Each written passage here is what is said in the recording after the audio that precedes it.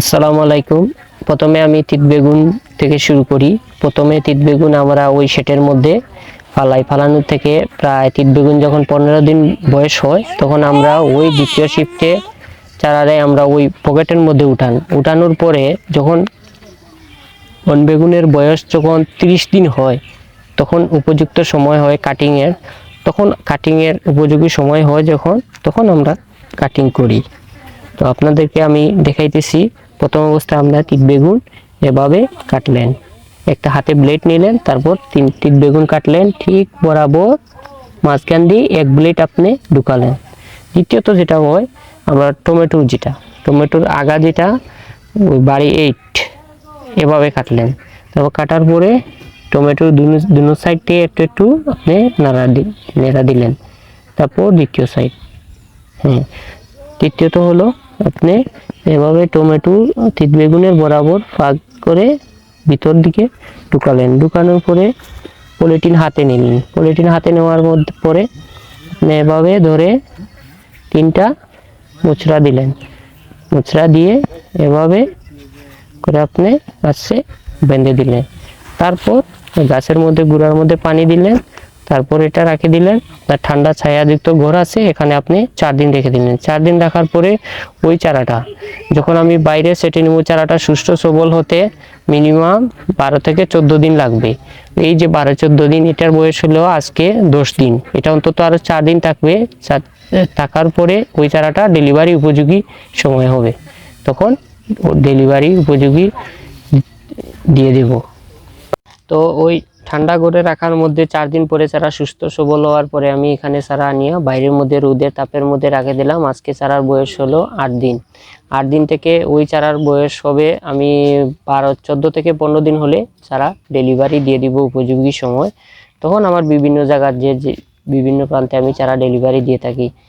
তো আমি প্রথমে নার্সারি যখন শুরু করি, তো আমি হিট বাংলাদেশ সংস্থা থেকে 2 লক্ষ টাকা আমি ঋণ করেছিলাম ওদের কাছ থেকে। তো আলহামদুলিল্লাহ মোটামুটি আমি 1.5 লক্ষ চারা অলরেডি করছি। 1.5 লক্ষ চারা করার পরে 1 লক্ষ চারা অলরেডি ডেলিভারি হয়ে গেছে। আলহামদুলিল্লাহ আমার 6 লক্ষ টাকা এখান থেকে আর্ন হয়েছে। আর বাকি 50,000 চারা এখনো কাটিং চলতেছে, আপনারা দেখতেছেন। আর বাকি চারাগুলো আমি বেচলে আমার 3 লক্ষ টাকা এখান থেকে আর্ন হবে। তো এখান থেকে আর্ন হবে। আর আপনারা যদি কেউ চারা নিতে চান তাহলে বর্তমানে চারার পিস প্রতি পিস 6 টাকা 7 টাকা এরকম চলতেছে।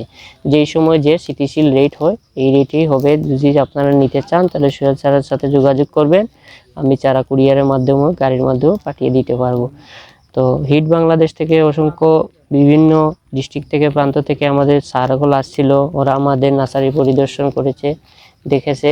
দেখার পরে ওরা আমাদের গ্রাফটিং প্রশিক্ষণ বিভিন্ন লালমনিরহাট, যশোর, মানিকগঞ্জ বিভিন্ন ডিস্ট্রিক্ট থেকে আপনার বিভিন্ন প্রান্ত থেকে, সব জায়গার কথা সঠিক আমার মনে হইতেছে না।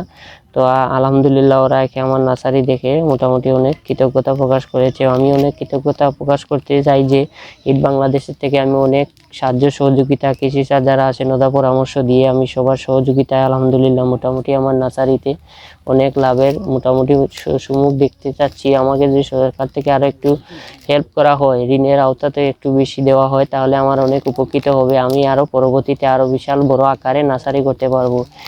এই করে আমি হিট বাংলাদেশকে অসংখ্য ধন্যবাদ জানাই। আমার বক্তব্য এখানে আমি শেষ করলাম। আসসালামু আলাইকুম।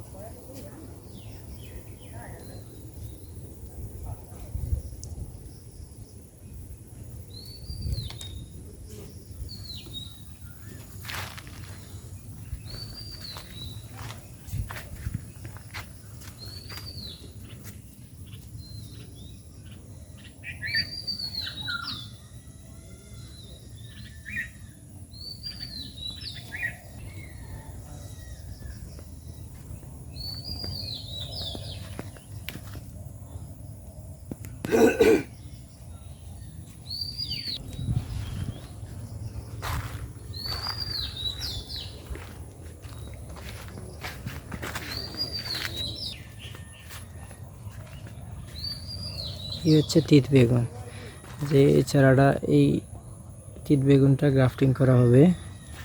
এর উপযুক্ত যখন সময় হবে তখন গ্রাফটিং করা হবে। এটাকে প্রসেসিং করা হচ্ছে, গ্রাফটিংয়ের উপযুক্ত করা হচ্ছে। এই হচ্ছে টমেটো চারা। এই চারাটাকে যখন এর বয়স হবে 20 থেকে 25 দিন, তখন এই তিত বেগুনের সাথে এই টমেটোর আগাটা জয়েন দেওয়া হবে, অর্থাৎ গ্রাফটিং দেওয়া হবে। গ্রাফটিংয়ের পরবর্তী সময়ে এটাকে জমির মধ্যে রোপণ করা হবে।